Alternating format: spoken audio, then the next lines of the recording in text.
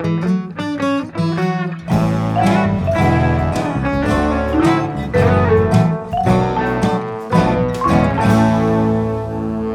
you, everyone, for tuning in to another episode of Keep It Fictional from the Port Moody Public Library. I'm Virginia, and here with me are my book friends, Corene, Sadie, and Emma. So today we are going to be bringing you some CanCon because November 6th is I Read Canadian Day. And to celebrate, we have read some Canadian books for the week's episode. Now, of course, everybody knows that our resident CanLit expert and advocate and lover is our former Keep It Fictional librarian, Fiona. Hello, Fiona. So I don't think any one of us can fill those shoes yet, but maybe the four of us together, can we combine our forces and combine our, shall we say, passion for CanLit? Maybe? Are we Voltroning this? Yes, yes, yes. Who wants to be the head? Yeah, so I think if we combine, maybe we will come close to one Fiona. We will find out. So on that topic, I would love to start our episode by asking my book friends, and I'm happy to confess first. Do you make sure you have some CanCon in your reading life, like a good radio station? Or, like does knowing that a book is Canadian, does it make you want to read it more or less? Or so I'm happy to answer first. I don't look for CanCon. Sorry, Fiona. I don't seek them out, but I also won't avoid them if I discover that a book is Canadian. In fact, sometimes I'm pleasantly surprised when I just pick up a book that I was going to read and I'm like, oh, that's Canadian. Interesting, like so I won't avoid it or anything like that. But I definitely don't necessarily make sure that I have certain percentages. And I do not track that in my spreadsheet for Canadian content. So I know, right? Yeah. Sadie? But you could use a little like maple leaf emoji. You could like have a little category on the spreadsheet. No, No, I'm good. that's fair. That's fair. I feel like I am very similar. I do not search it out, but I am again like pleasantly surprised if I'm reading a book and I enjoy it and I look check out and like, oh hey, they're Canadian. That's kind of cool. I think that one thing I do enjoy about and this is not true across the board, obviously, but Canadian authors will often write about Canadian settings, which I quite enjoy reading about settings I'm familiar with. I like reading about places I've never been as well, but I think that it's always kind of nice to be like, hey, I've been there. I can kind of picture this in my head and can follow along the story. That way, I think that it's even more entertaining when you know exactly what they're talking about and they get the geography entirely wrong. I was reading a book once and they were in Stanley Park. They turned the corner, they were on Granville Island, and I just shook my head. Like, either you knew that and you changed the geography or you just had no idea. All right. As a kid to teen to early adult, I actively avoided Canadian content. I felt like, I don't know, I had this very specific stereotype of what a Canadian novel was, in that, it was sad and it was the prairies and there was one sister who was beautiful and there was one sister who was ugly and then there was a knock at the door. And then I think I started reading a little bit more and kind of seeing the breadth of Canadian literature wasn't exactly, like what I had pigeonholed it to be. And so I was like pleasantly surprised. So I don't go out of my way to read Canadian authors, but I do find that I tend to pick up quite a few of them just because of sometimes like the articles that I read. I subscribe to CBC Books, so I like to see kind of what new Canadian authors are coming out with, and I think that's kind of neat. So I do end up reading them, but I wouldn't say that I'm going out of my way. But, maybe I should. Supporting local national publishing is very important because otherwise you kind of get sucked into the monoculture that is like United States publishing industry. And sometimes, like smaller presses or more local presses are, publishing voices that aren't mainstream in the same way that some other things are. So, there is benefit to reading local, supporting your local authors, supporting your local publishers. So maybe this is like my siren cry to actually do it. Not make a spreadsheet, obviously. No, that would be ludicrous. But maybe like make more of an effort to read more Canadian stuff. Yeah, that's what I'm going to go with. And I mean, getting respect from Fiona is also very important. I mean, don't we all want to earn some Obviously. points with Fiona so that next time we see Fiona, be like, hey, what, Fiona? Guess what, Fiona? We all read them. Yeah, you know what I mean? Yeah. We Anyway, just want to make them proud. we exactly just feel like we, again, collectively, we can we can do better. Emma, how about you? So, as the resident non-Canadian of the group, I can definitely speak to the monoculture of U.S. publishing because, like, I would say probably about 80 or 90% of what I read growing up, whether that was like as a child, as a teenager, in university, was all American or British literature. Like in university, all my classes were American and British literature. And for this episode today, I was digging through like all of my backlog of reading and being like, when was the first Canadian book I ever read? Like, was it not until a couple years ago? Um, so like throughout my whole life, I never really sought out Canadian literature. It just wasn't something that was on my radar. But since working here at a Canadian public library, it's definitely I'm exposed to so much more of it.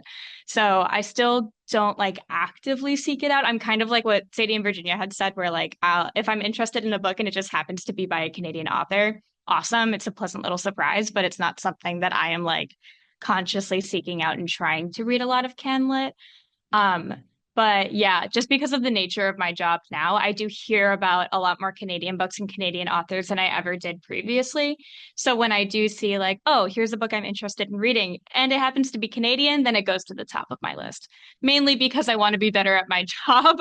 But yeah, so as an American, I wasn't really exposed to much of it, but now I definitely try to seek it out a little bit more. And you have definitely mentioned quite a few in some of your most anticipated episodes in the past few times. So props to you. So I think going back to something that Corene said, definitely I feel like, like you're not the only one. We definitely have some like stereotypical view of what candid is, but maybe today we can change your mind, with the books that we have brought to the episode. I realized that I have, when I was doing the order for this, may have put them in order of like how long we have been in Canada, in the order of that order. I don't know, but the last two we'll see. But Emma, you're up first. All right. And for our listeners, I've only been in Canada for like 3 years. So this is 3 years worth of CanCon that I have under my belt. So for my book today, I was actually initially going to read a book that one of our colleagues, Sydney, recommended to me that's by a Vancouver-based author. And it's a horror book, great for spooky season. But at the beginning of the week, I was like, I'm not finished with the book I'm already reading, and I don't want to start an entire novel and have to read it in 5 days. So instead, I chose a quick little graphic novel that I think I read in 30 minutes on the SkyTrain, which I would say is the best choice I've made this week.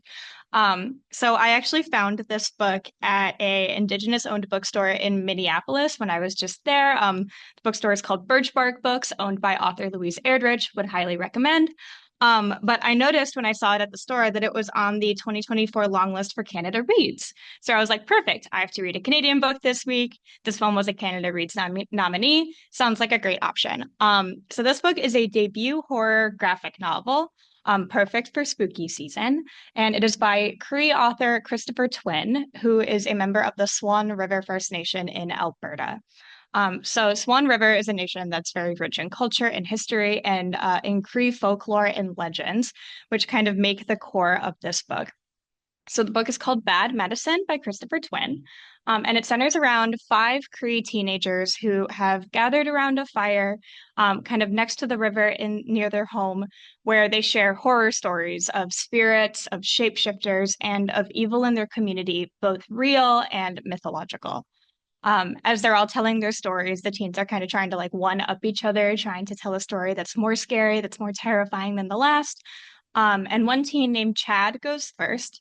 His story is one that he had heard, I think, through a friend about a fisherman who, while out on his canoe on a river, encounters a small number of these like mysterious, sort of malevolent creatures. They kind of look like small children that gradually start multiplying while he's out on his canoe. And he feels like intimidated by them. They're kind of like knocking his canoe around and stealing the fish that he caught. And so he threatens them. He's like, get out of here, get away from me. And after that, the fisherman was then attacked and his canoe was capsized by these little creatures and they pulled him underwater. All that was left was his baseball cap that was found alongside of the river. So Chad tells this story and his friends kind of write it off. They're like, that's fake. You made it up. And they had heard of these, they call them the little people that attacked him. And they say that, like, oh, I've heard of them. They live around that river. They're not evil. They usually help people. They usually are good when they're not being actively threatened. So the friends kind of write off Chad's story as fiction. But the next friend that shares has one that's a lot more realistic and, in my opinion, much more terrifying. So the next teen that shares is Shauna, and she begins her story about a girl named Tracy who was walking down a rural highway in Alberta during a blizzard, going to her friend's house. And a man pulls over on the side of the road to offer her a ride. And despite Tracy's better judgment, she accepts his ride. In his car, he tases her, and Tracy wakes up tied to a post in the man's barn. Next to her, there's another post with kind of a bundle of blankets at the base of it. And from the blankets emerges another young woman who Tracy thinks is like, is she real? She might be a ghost. Because when the blankets are bunched on the ground, you can't see, like, it doesn't look like there's anybody there. So this woman kind of just emerges out of nowhere. And she asks Tracy who she is. Tracy asks her how long she's been held there. They kind of argue for a little bit. And then when their captor returns, the other woman vanishes under the blankets again. And Tracy's alone to get harassed and threatened by him. He's got this dog that's snarling at her. Um, and the unnamed woman can somehow remain undetectable, which leaves Tracy to bear the brunt of their captor's torture. So this story is very upsetting and very frightening. But while the other stories kind of lean more into Cree folklore, this one focuses on the very real terror of Indigenous women and girls being kidnapped and being murdered. In the introduction at the beginning of the book, which is written by someone named Carrie Couture, who says she works with Cree youth in Swan River, she mentions how Bad Medicine, how the whole collection brings awareness to a lot of contemporary issues in Indigenous communities in Canada, including the plight of missing and murdered Indigenous women and girls, or MMIWWG, and the intergenerational trauma that's left behind after residential schools. So in the story of Tracy and her mysterious friend, they're able to eventually overpower their captor. There's this kind of the stories can be quite violent. There's kind of this glorious scene of violence where they stab out his eyes with a screwdriver. And I enjoyed it. I have a thing for literary eye gougings. My sister and I talk about how we love the scene in King Lear.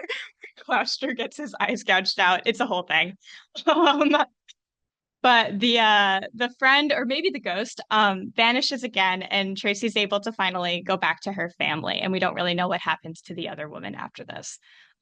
So one thing that I really liked about this whole collection, this whole graphic novel, which reads more like multiple short stories than it does like a cohesive unit. I really loved how it kind of weaves together like very real traumas and experiences with Cree mythology and folklore. The final story in the collection is not a story that's told around the fire, but instead readers get to follow one of the teens home after he leaves his friends and he returns to a house where his parents are drinking and smoking and partying with friends. And his younger sister is kind of like hiding in a room by herself with headphones on. She's kind of neglected, and the older brother goes in to take care of her. So the boy cares for his sister, but he also gets into these violent altercations with his father, who's kind of drawn to look like I would call a demon. He's got these like glowing red eyes, and a lot of the other friends of the parents in these scenes are given like horns and like demonic features. Um, and so as the boy grows older, we kind of see it kind of quickly goes through sort of the rest of his young adulthood. He inherits one of his father's glowing eyes. All of a sudden, he also has an eye and a glowing eye. And he too is battling with his own bouts of addiction and of violence. So in this story, the intergenerational trauma and the effects of residential schools are portrayed through using these characters drawn as demons. The dad's drawn as a demon, and his son kind of takes on the same qualities.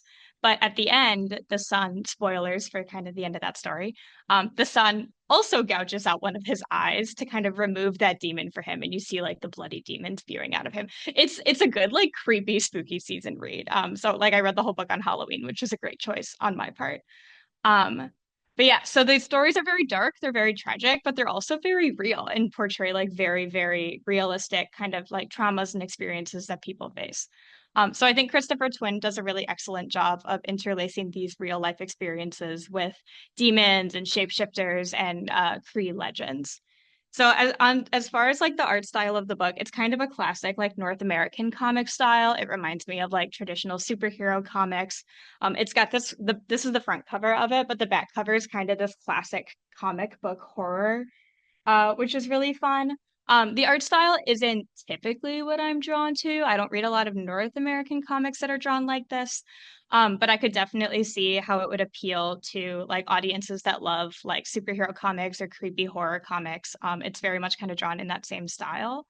The art style also kind of reminded me of how Attack on Titan is drawn, which is a horror classic in the manga genre. So if you like stuff like that, you'd probably be drawn to this. But I would say it's the stories and the folklore and the storytelling where the writing really shines. They're very brief, but they're also extremely impactful. So if you like comics, if you like horror comics, especially if you're into Cree and or Indigenous folklore, or if you're just kind of craving something creepy and spooky that you can plow through in under an hour, then I highly recommend that you check out Christopher Twin's debut graphic novel, Bad Medicine, which was a Canada Reads long list. Thank you, Emma. I love that you bought that in the States. We're infiltrating their market. Absolutely. Yeah, Corene and I were just talking about like eye stuff. I love a good horror, but eye stuff is tricky, I think. I Yeah. typically don't like eye stuff in horror, but there's something about an eye gouge that just gets to me. Like, I remember one time my sister called me drunk from a bar where she was like, I can't decide which literary eye gouging is the best. Is it Gloucester and King Lear? Is it Oedipus? Is it Oberyn Martell in Game of Thrones? And I was like, Molly, go to bed. But anyway. Yeah, because it's clearly Oedipus. Like there's no debate. Like why even have that conversation? Okay. All right then. Um, so I will go next with my book. Let's just get get away from the eye gouging. Yeah, so I actually saved this book for today, knowing that we're going to do a Canadian episode, because I could have talked about it on my most anticipated episode, books of for 2024 show, but I didn't because I know we need a candidate for today. So and I'm very, very excited that author Pasha Malla has a new book. This came out a few weeks ago in October, and I very, very much enjoyed the last book. So I was really, really excited that he has a new book coming out. The last book was called Kill Them All. And I think I might have talked about it briefly on one of those like you get bookathon or like summer reading club kind of episodes that we did. So didn't fully talk about it, but that was the one about where there's an author who did a writers in residence kind of program, but at a shopping mall. And so he has to like submit daily reports. And of course, he discovered the bizarre world of the shopping mall, especially after hours and meeting a horse named Gary. So his latest book is called All You Can Kill, and it is just as banana pants, exactly what I expected. I think there kind of like two kinds of banana pants. Like in my world, there's like the more darker, more surreal, like fever dream type where you have like no idea what's happening and you can't tell what's real, what's not. And so things are generally more disturbing, more existential. And then there's the other kind, which is just pure absurdity, ridiculous situation, one after another, just an absolute riot. And All You Can Kill is definitely this second category. In fact, in the first few pages, readers are asked to literally support our two main characters with your faith and your belief in the narrative, because our two people are currently floating in the sky with nothing to hold them up but each other. They're clutching one another, doing an equal amount of clutching and being clutched. We're not really sure how we get there, and we kind of never find out. And it's very strange because these two people don't really even know one another. The only thing we know about these two people is one of them is a security guard, and that's about it. And they're being carried across land, watching the cars down below that still kind of look like cars and not like ants that they always tell you. And they're being carried across the sea, enjoying, question mark, the circle of life with the big fish eating the little fish and then bigger fish coming along and devouring the bigger fish and so on and so forth. And seeing this, you know, how they are very, very aware that they have not eaten for days and they're utterly famished. And when finally gravity decides to take control and they landed on an island, they found themselves on the beach and they can see at the edge of the forest there is a wooden sign that says retreat. Thinking that at any time now, totally misunderstanding the sign, that something is going to come and chase them, they quickly obey the sign and retreat into the forest, stumbling farther and farther in with no sense of where they're going until they came to a clearing with a bunch of huts and a bunch of buildings. And that's when they realize, retreat, as in a retreat center, not a command to flee. They are greeted by Jerome, a very courteous robot that ends every sentence with the phrase, regards Jerome. Welcome to the retreat center. You must be the Dollywalls. Dr. Dollywall, Mr. Dollywall, welcome. Regards Jerome. Well, no, they're definitely not the Dollywalls, but they have a feeling they might know where the real Dollywalls are because as they were floating in the sky earlier, they saw a helicopter coming at them and they thought, oh, we're going to be safe. There's a helicopter. But nope, the helicopter was on fire. And at that point, it was plummeting down, down, and down, and very likely carrying the real Dollywalls with them. So, no, they're definitely not the Dollywalls. But Jerome continues, we have been eagerly awaiting your arrival. You are registered for premium, all-inclusive meals, drinks, sessions, treatments, speakers, events, excursions, and ropes. Regards, Jerome. Now, the two didn't really hear anything after the words meals and drinks because they are so hungry. And they look at each other, and even though they were just clutching buddies, they understood without the need of words that, yes, they are now going to be the Dollywalls. And they learned that they are at this super exclusive wellness center attended by only the richest of the rich. And most of these people here are couples that are here for maybe some sort of marriage counseling, not really sure. And to guide and accompany them on this transformational journey is, of course, Jerome, the very polite robot, but also Brad Beard, true to his last name with this full beard on his face, the motivational speaker, the self-help guru that will help you achieve true unity, which is when you can think of the two concepts, truth and unity, as one thing. And to achieve this enlightened state, of course, you will have to buy all his books and videos and CDs, obviously. And there's also Professor Sayer, the chief counselor, who has many, many innovative counseling techniques, including some of her favorites, such as erotic role plays, or just having the TV in your room turn on at any random times, and so that you can enjoy some adult movies that you cannot turn off. But wait, there is more. There is the all-you-can-eat buffet, which serves mountains and mountains and mountains of food, of things that you have never seen before, that even though the now Dollywalls are so hungry, they can't even stomach it because they just look too ridiculous. And there are also field trips, shopping sprees, as long as you're into plastic, because everything is made of plastic. And what is that giant guillotine doing over there? I guess the Dollywalls will find out soon. This is an absolutely unhinged. It just gets stranger and stranger every time you turn the page. It is an absolute delight when you come across a writer who can rearrange words that you think you know, rearrange concepts that you think you understand, rearrange story elements that you've seen before into something new and something fresh. I just love how Pasha Malla's mind works. It is so ridiculous. It's so funny. I mean, for me, it's just enough to just see where he takes the story. Like that's enough enjoyment for me. I don't really need any more, like anymore. Like that whole erotic role play scene was absolutely hilarious. When Professor Sayer asked like them, okay, well, we're gonna do this erotic role play, and which means you're gonna assume a role. So what would you like to be, Mr. Dollywall? And Mr. Dollywall said a frog, and he's like, well, yeah, sure, you could be a frog. I mean, if you really feel like a frog today, but no, most of the time, most couples will kind of choose maybe a different profession than what you already do. So, would you like to change your mind? Ribbit. Okay, well, you really, really think you're a frog. Okay, that's fine. No worries. Dr. Dollywall, your turn. What would you like to be?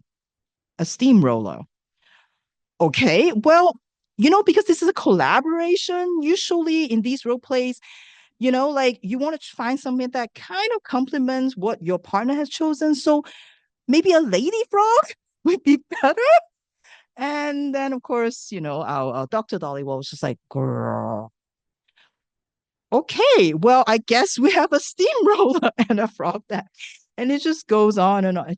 It's hilarious. But if you're looking for deeper meanings, you also won't be disappointed because the whole thing really is a big giant satire of, I don't know, so many things. The self-help industry, of course, but also I think like our need in this society, our desperation to just find happiness, and that we will just like do whatever it takes, and we'll just throw money at whatever that promises something. And the society has taught us that things makes us happy. So this book has definitely a lot of things to say about consumerism, capitalism, and more. But like I said, I'm just okay with the erotic role plays with frogs and steamrollers. So anyway, if you are in for something like Banana Pants, if you're looking for something light, a very, very quick read, and you just want something absolutely ridiculous and you just want to get on this ride and see where it takes you, I would highly recommend All You Can Kill by Pasha Malla. Virginia, have you finally found a romance trope that you enjoy? Erotic role plays? Is that Or a like trope now? absurdist romance, maybe? Uh, mm, yeah, no. But maybe like if you can introduce me to another book that has that, we will see. Anyway.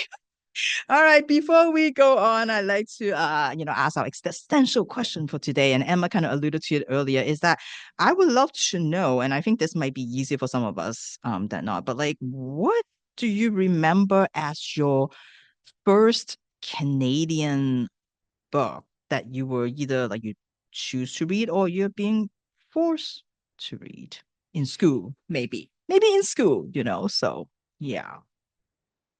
I can actually go first because I did find mine. Because for a minute I was worried. I was like, was the first book I read that was Canadian like Margaret Atwood's The Penelopiad, which I read like 2 years ago. But no, I realized that I read The Breadwinner in grade five. We were told to read The Breadwinner in like book club and my grade five class. And I really, really, I haven't read it since, so I don't know how it holds up, but I really, really loved it in grade five to the point where I was like reading ahead the chapters, like reading past the chapters my teacher had assigned to us. So yes, my first CanCon book was grade five. I read The Breadwinner and it was good at the time. I haven't read Deborah Ellis since then, so I don't know how I would feel about her stuff now. But in grade five, I really, really enjoyed that story. Yeah, I feel like it's going to be like slightly easier for Sadie and I because probably the first Canadian books that we come up against are like Robert Munch, obviously, Phoebe Gilman, um, Paulette Bourgeois, the Franklin books. Just because like right, like yeah. So all those picture book authors that were kind of like promoted to us.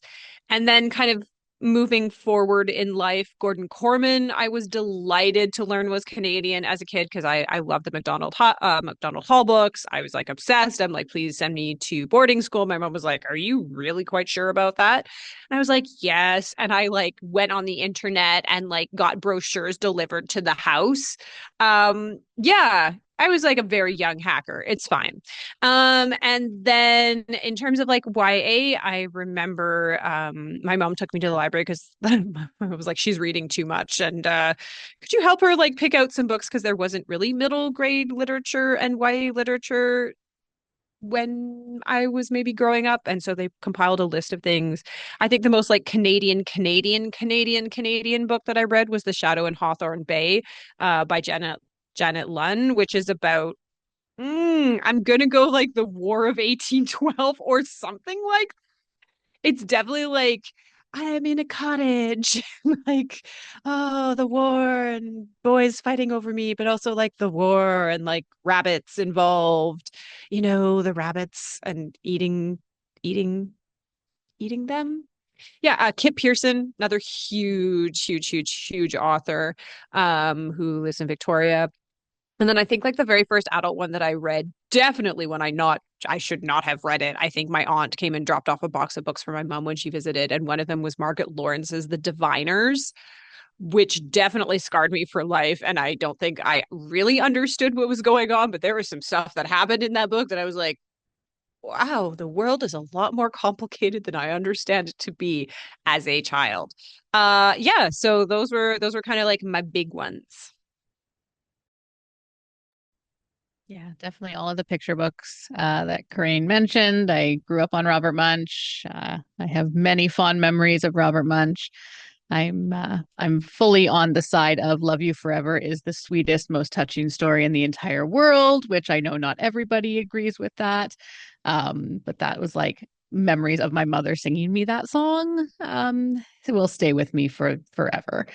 Actually, one that I honestly don't know how my dad found it or where he kind of interacted with it, but The Secret World of Og by Pierre Burton was like a huge part of my childhood. My dad would read it, and then also my kindergarten teacher would read it to us.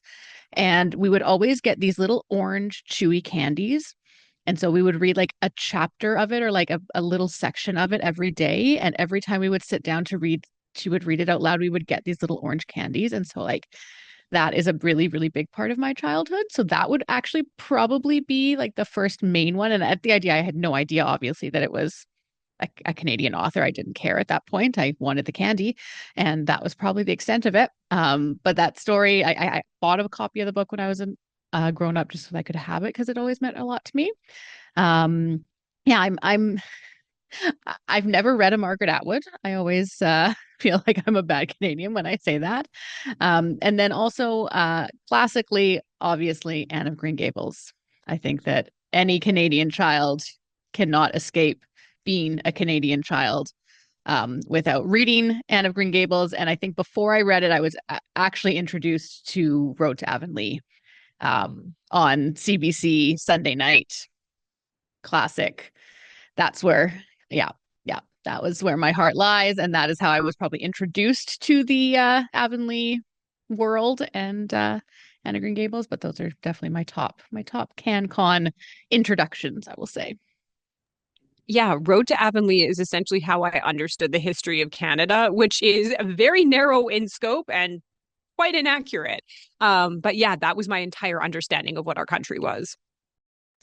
I still have a fear of getting appendicitis because characters on Road to Avonlea got appendicitis and died. And I don't think I ever quite connected the fact that our medical system has advanced quite a lot since that time. And that if I get appendicitis, I will probably be okay. Also working in a canning factory as being like the most. Yeah. Also, not being a Canadian child, didn't have any of that. Never read any of those. Yeah, and then I think because I came here later, so I think grade 9 at that point was like the Handmaid's Tale assignment, which I skipped because I didn't have that. But I'm pretty sure I can't really remember for sure, but I'm pretty sure my first Margaret Atwood book was probably The Robber's Bride, which I can't remember anything of it.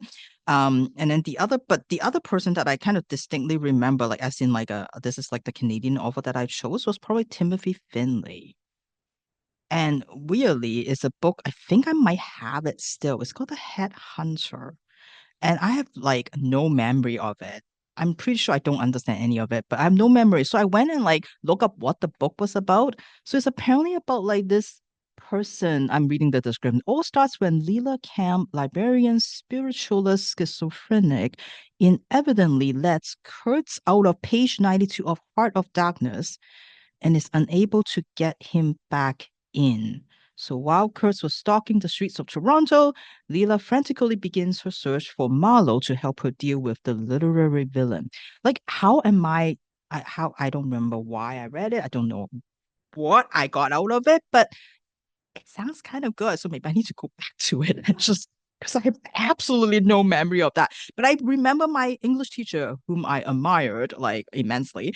I remember she saying that she saw Timothy Finley at the Vancouver's Writers Festival, and how she said that like you know how people like they ask these weird questions about like, oh, this section in the book you said blah blah blah blah blah. What do you mean?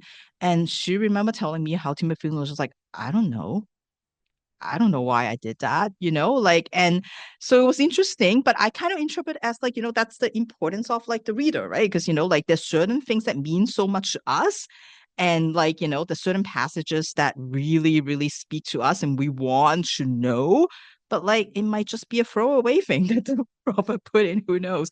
So it's kind of like interesting to see, how we each approach a book and, like things matter to us and then may or may not matter to the author, or they might not have any reason why they put certain things in. So it's interesting to see. But yeah, that's probably my more candid experience.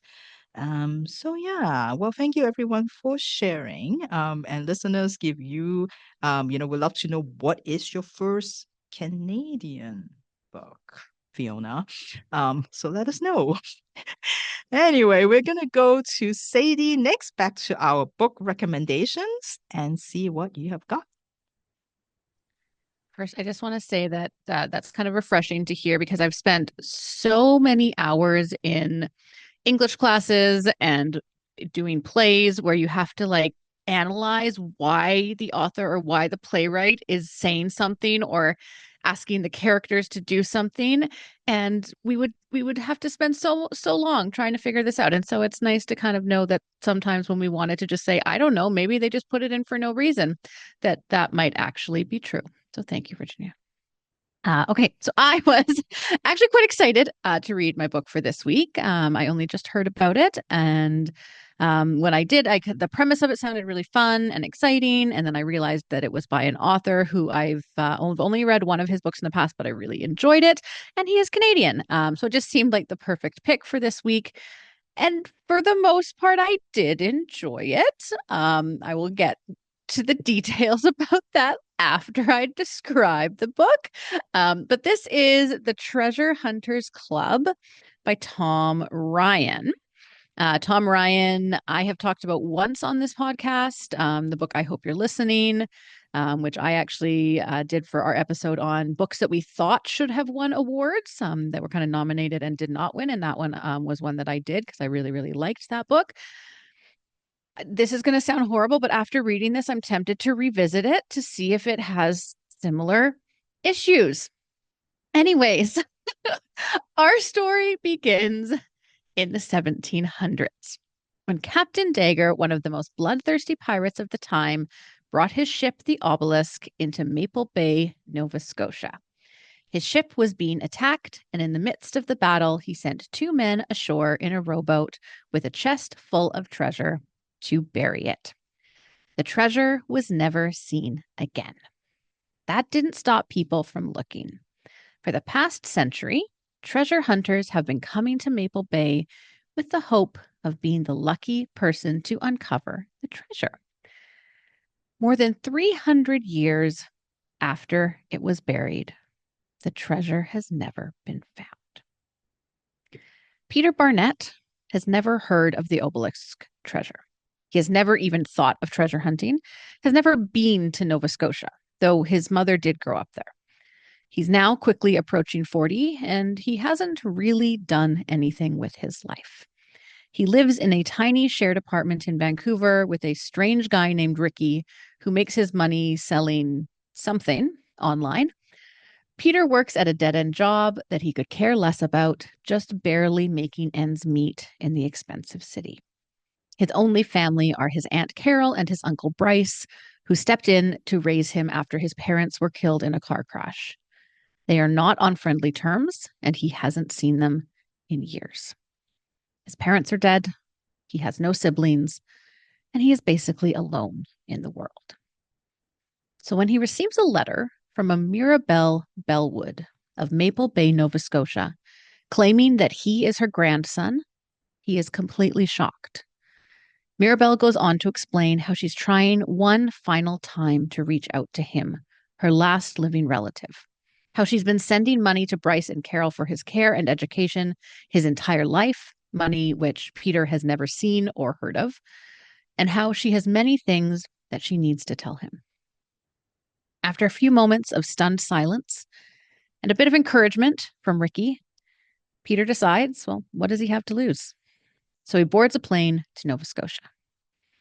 He arrives at a huge mansion called Bellwoods and is welcomed by Mirabelle, a stately woman in her 90s, who is as shocked as he was to hear that Bryce and Carol didn't share a single cent of the money that she sent them. She tells him that Bellwoods and the land surrounding it has been in their family for generations, and that when she is gone, the house and the land will all belong to Peter. Cass's life has also not turned out the way she thought. She had early success as a YA author, but then, without warning, her publisher canceled her deal for the sequel and dropped her as a client.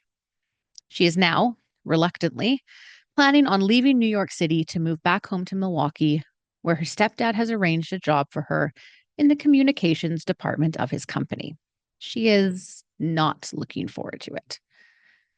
So when she gets a random phone call from an old friend of her late father's asking her to house sit for him and his wife in Nova Scotia while they do an around-the-world trip for a year, she jumps on the opportunity.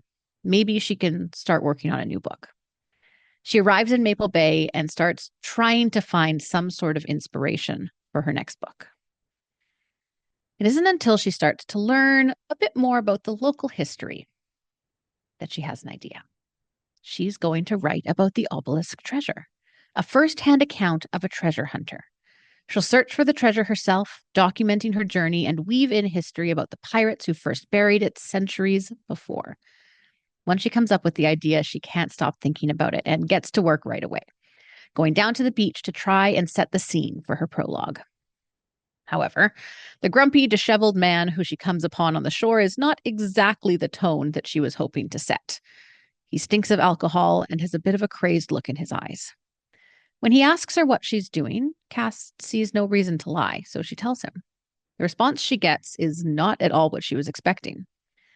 His name is Bill Jinks, and he, without a doubt, knows where the treasure is buried. Dandy, or Danielle, is lost. At 17 years old, she's lived her entire life in Maple Bay. She's grown up around stories of the obelisk treasure, but like most locals, has never really thought much of it. She spent hours on the beach and knows that if there was any treasure there, her and her grandpa, or Grandy, as she called him, would have found it. But now Grandy is dead. Cancer. And Dandy doesn't know what to do until she discovers that Grandy has left her one last adventure. He's left her a letter directing her to find the Historical Society and ask them if she can join. They will probably say no, as they are very cagey about their group, but he leaves her with a piece of information that will make her an irresistible member to them. The society used to be made up of 5 members, Grandy being one of them. Their fathers had all been childhood friends, and who, on one fateful night in the 1920s, had found the obelisk treasure. So, Dandy goes to the library and tries to gain entry to the society.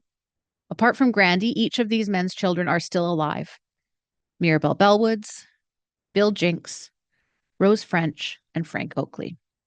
And for the last 30 years, they have been trying to figure out what happened to the treasure that their fathers had found and then was never seen again.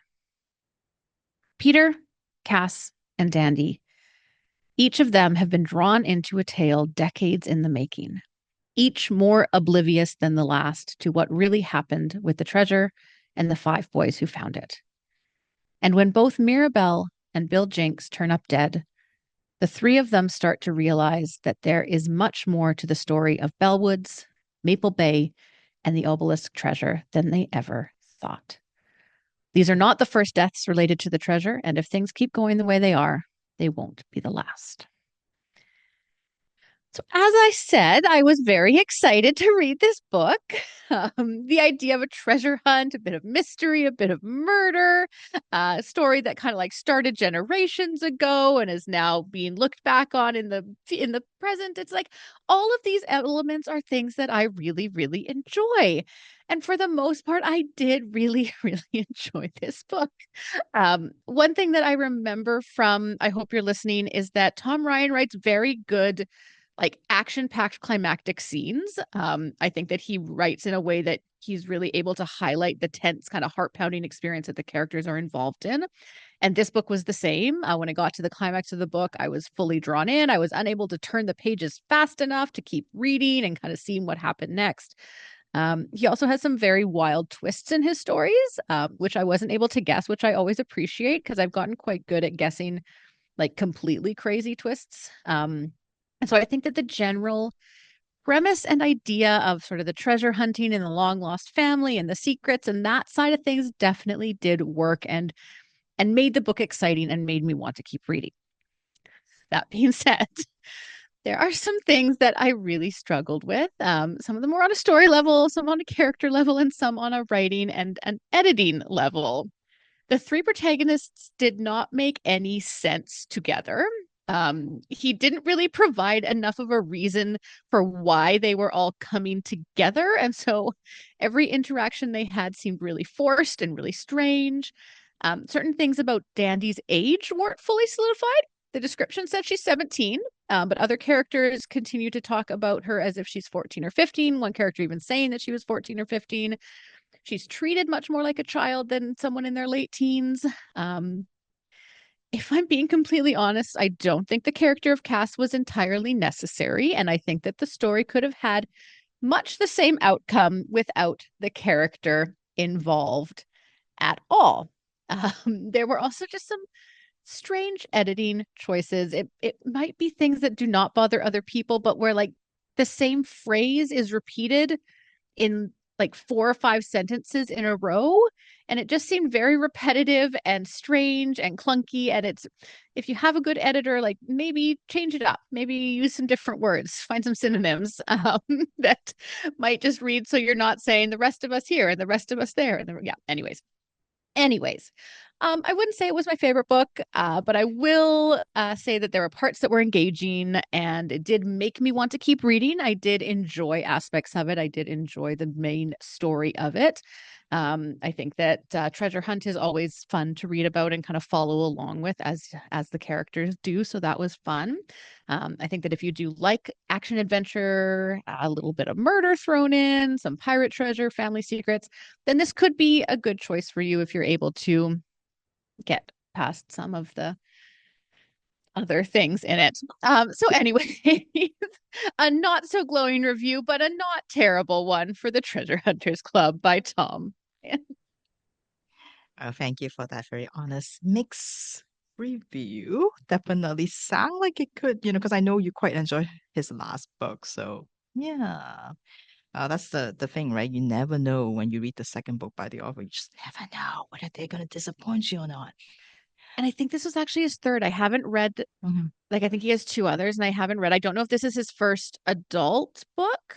The other 2 may be YA books. But yeah, it felt like he was in a rush to write it and didn't fully think things through. And like, it did, like, it just seemed like the whole process was just, he wrote it, he published it, and that was like not a lot of thought was put into certain aspects of it. So yeah. So I guess it's the question that I think Corene and I, when one episode where the 2 of us, we talked about, but how many chances, this is a question for you too, Emma. How many chances do you give an author once you have like read a book and you're like, this really doesn't work for me. Would you give them another chance? How many chances do they have?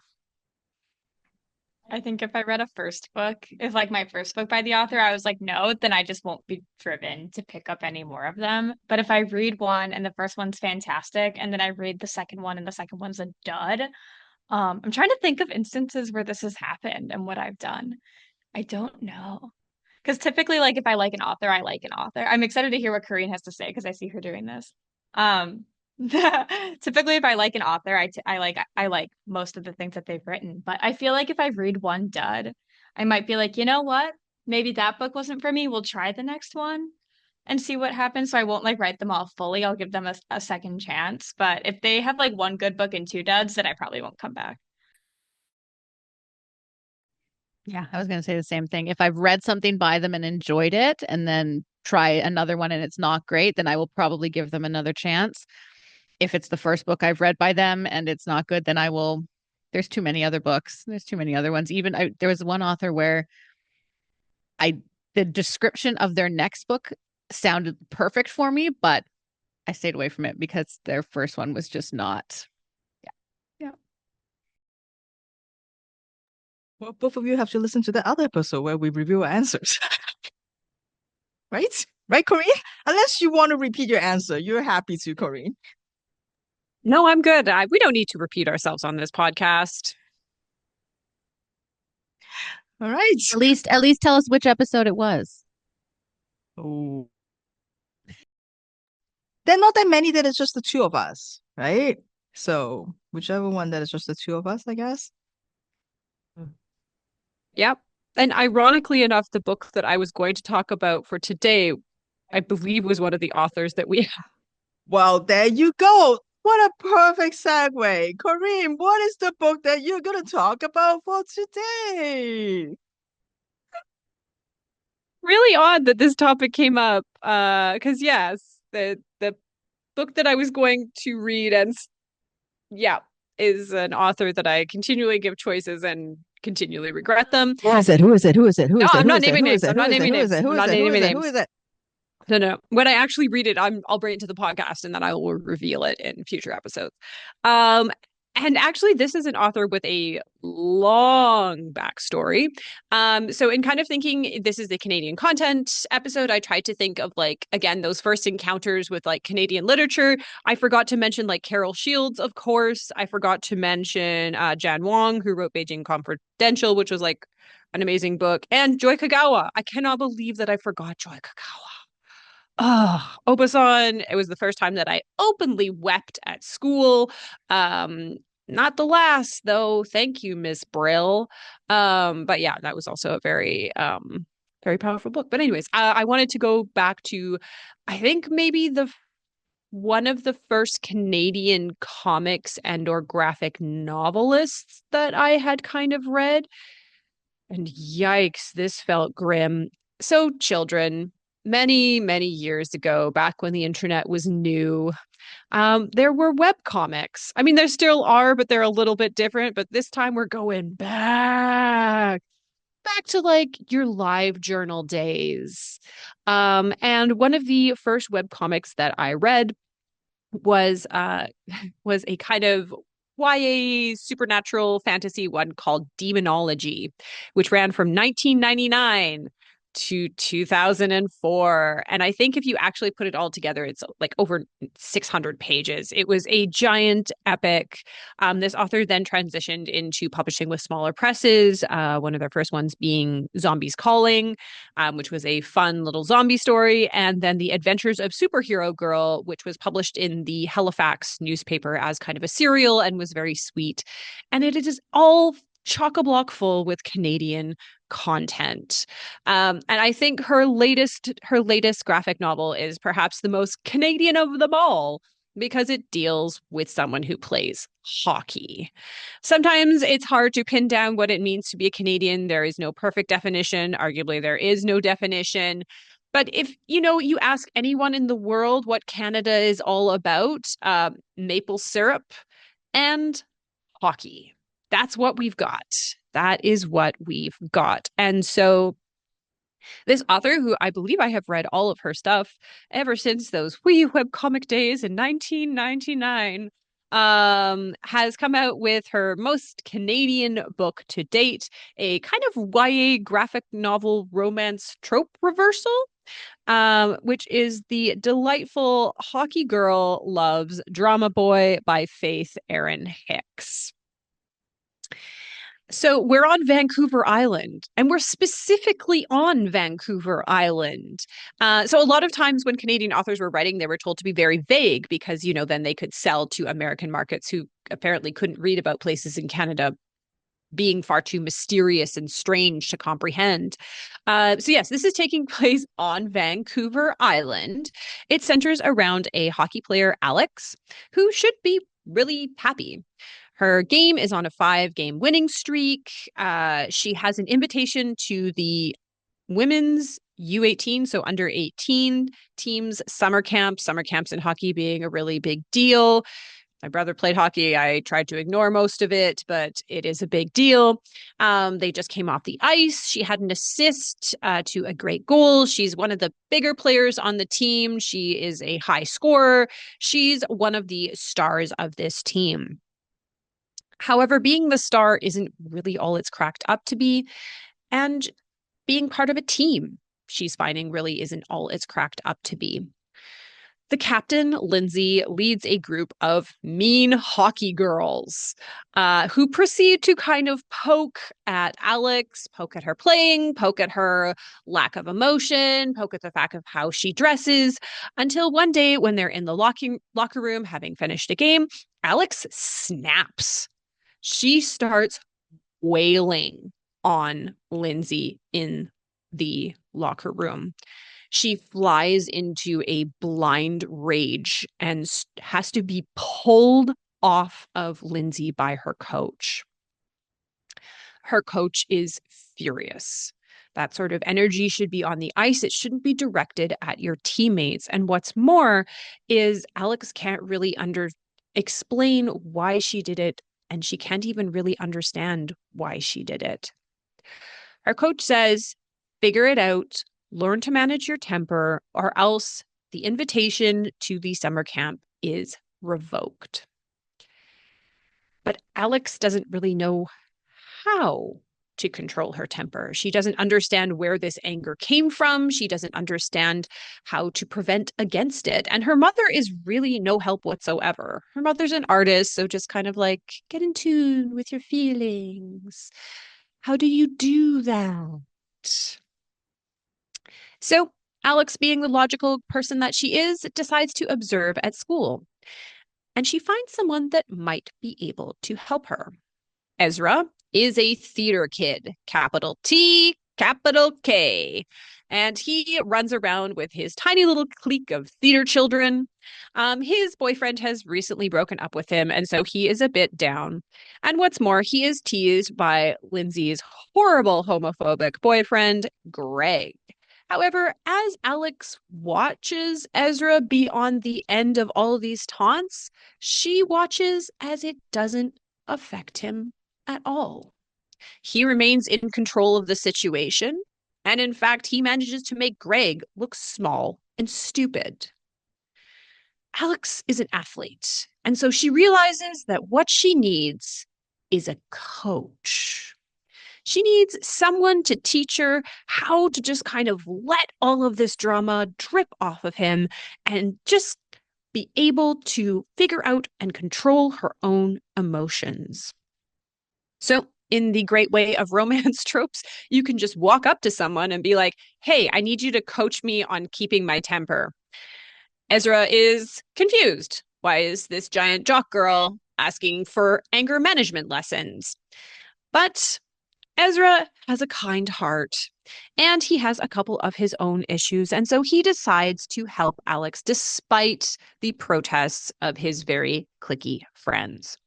As they spend more time together and learn more about each other's lives, a gentle romance blossoms. Okay, yeah, sure, that's cute. It's very cute. I do like kind of a lot of the reversals and romance tropes that Faith Erin Hicks is playing with. The main character is taller, she's more physically intimidating. She's very stoic. She's got the anger management problem, which is not something that you really see a lot in female protagonists. Often, they might be dealing with other emotions, but that kind of rage or anger is not something that you necessarily see for a female protagonist. So I found that very interesting and refreshing. What's more is in this kind of like theater nerd and jock romance, she's the jock. She is all about the sport. She loves hockey. There's so many scenes of hockey. I could practically smell that weird antifreeze that they use on the ice. And just like the stink of a hockey arena. I've spent so many hours there. And so I thought it was really interesting that she kind of flips those two around. Ezra is a little bit more emotional. I think it's really neat. So part of why Greg really attacks him is that he keeps calling him gay, but Ezra's like, I don't really have a label. I like people, which I thought was really kind of like a wonderful introduction to kind of that idea in like a YA graphic novel that can be kind of aimed a lot younger. Is just that there's a label doesn't mean a person. He's kind of got his own struggles at home. His mother is starting to date again, and his biological father was very physically abusive towards her and him, and so he's kind of learning to trust a little bit more, trust himself and trust his mother. Um, it is a very kind of like very straightforward romance, but it includes the ferry to Vancouver, which was fun.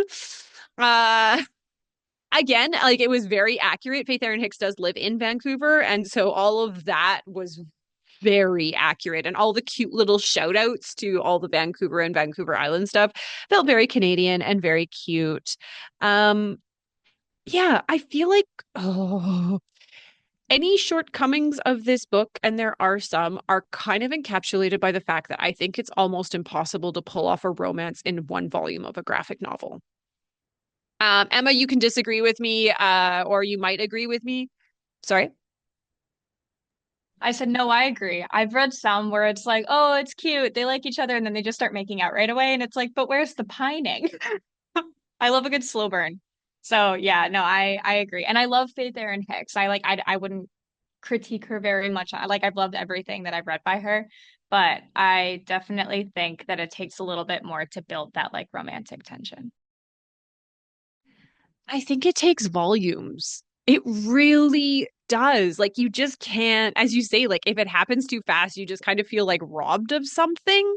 Maybe robbed of the pining, maybe robbed of the angst. But I just don't think I have never found that it is satisfying to read a one-off graphic novel romance. I just feel like there's always something more that's needed. And I saw like a lot of reviews of this particular book are like it ended very abruptly. And I'm like, yeah, it did, but that's because otherwise it would be 600 pages long. Like it is kind of one of those things that it's like a problem of the genre or the format that just doesn't lend itself to satisfying storytelling for romance. I found the same thing with she did a collaboration with Rainbow Rowell, who did Pumpkinheads. I found the same thing. I'm like, that was very sweet, but it needed to be like another 15 volumes, and then I would feel like very satisfied.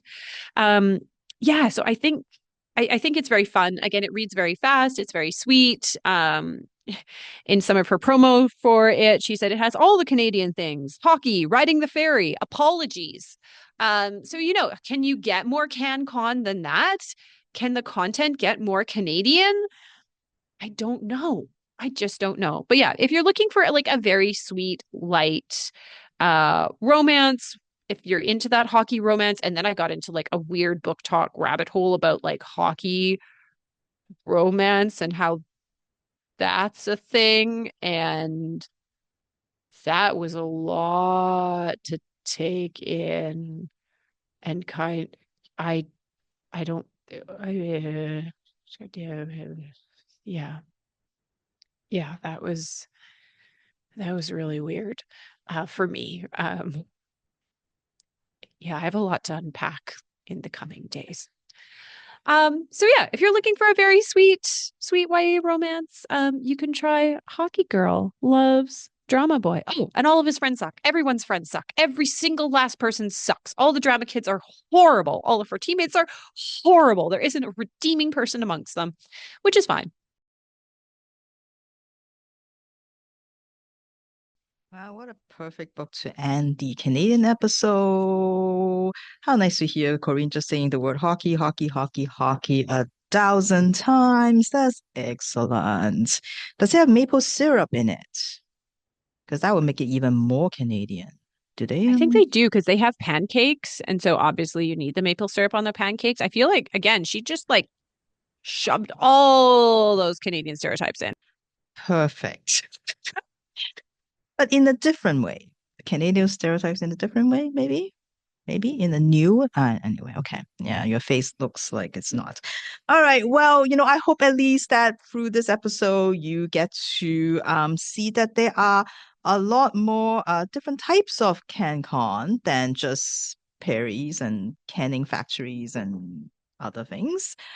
There's horror, there's eye gouging, there is banana pants, there's mystery, there's treasure hunts, but there's always going to be hockey, maple syrup, fairy rides, and such. So yeah, so welcome. Thank you everyone for joining us for our Canadian episode. So hope that on November 6th, whatever day of the week that is, you will also pick up some next Wednesday, pick up some Can Lit. And maybe one of the ones that we recommend and talk about today. So thank you again, and we will see you again next week. Bye bye.